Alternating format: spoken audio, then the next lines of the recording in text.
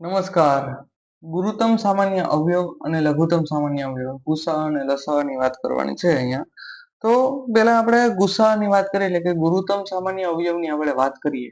શું છે ગુરુત્તમ સામાન્ય અવયવ? તો આપણે જે અવયવીને આગળ જોયો ટોપિક કે સામાન્ય અવયવી અને સામાન્ય અવયવ. તો અહીંયા જે અવયવ છે ગુરુત્તમ સામાન્ય અવયવ એટલે સામાન્ય અવયવ એવા મેળવવાના છે કે સૌથી મોટો હોય. ખાસ શબ્દ ઉપર ધ્યાન દેવાનું. માનો કે આપણે જે ઉદાહરણ લીધું હતું કે 12 અને 16 નું ઉદાહરણ લીધું હતું. 12 અને 16 નું ઉદાહરણ લીધું હતું તો એની અંદર એવો સૌથી મોટામાં મોટો અવયવ કે જે કોમન હોય. તો એમાં એવું તો વ્યાખ્યા કંઈક તમારી એવી આપેલી છે કે 2 કે 2 થી વધારે આવેલી સંખ્યાઓનો સામાન્ય અવયવ પણ એ પણ મોટામાં મોટો એ લેવાનો છે સૌથી મોટો. તો અહીંયા અવયવ લખીએ 1 2 3 4 6 ને 12. 16 ની અંદર 1 2 4 8 પછી ને 16 એટલા છે. તો અહીંયા કોમન અવયવ આપણે કાઢેલા હતા 1 2 4 4 1 2 અને 4. તો અહીંયા શું કીધું કે બંને 2 કે 2 થી વધુ સંખ્યાઓ તો આપેલી હોય એમાંના સામાન્ય અવયવમાંથી સૌથી મોટો અવયવ એ તમારો શું થાય? ગુસા થાય. આ તમારે મેળવવાના હતા. તો અહીંયા તમારો જે અવયવ મળશે કેવો મળશે? ગુસા 4 થશે આ બંને સંખ્યાઓમાંથી. એવી તમને ઘણા બધા ઉદાહરણો આપશે.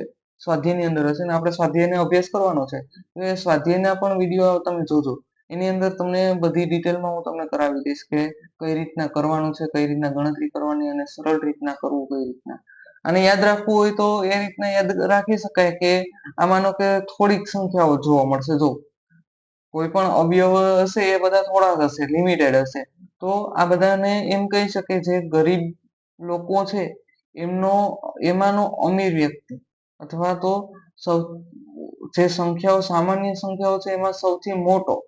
અહીંયા ગુરુ એટલે મોટો શબ્દનો પણ યાદ રાખી શકો. તો આ રીતના ટ્રીક દ્વારા પણ તમે યાદ રાખી શકો કે ગુરુત્તમ સામાન્ય અવયવ એટલે કે સામાન્ય અવયવમાંથી સૌથી મોટો એ ગુરુત્તમ સામાન્ય અવયવ.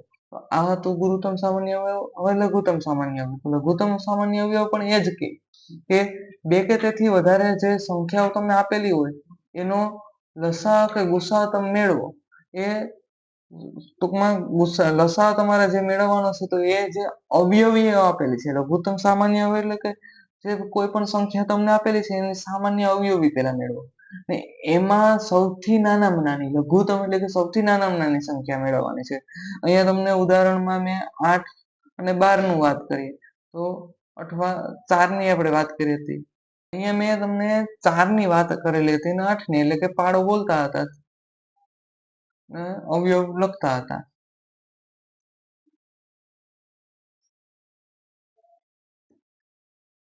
એ રીતના 8 નો પાડો. અહીંયા તમે સામાન્ય અવયવ એના તારવો. માનો કે સામાન્ય અવયવ અત્યારે લિમિટેડ આપણે લીધા તો એક તો 8 છે ને 16 છે. તો 8 16 માનો કે 32 આવશે. તો આ રીતના અવયવ તમને મળે. તો એમાં નાનામાં નાનો અવયવ કયો થાય? તો કે 8 થાય. આ તમારો નાનામાં નાનો જે અવયવ છે એ અવયવ શું થશે? લસા.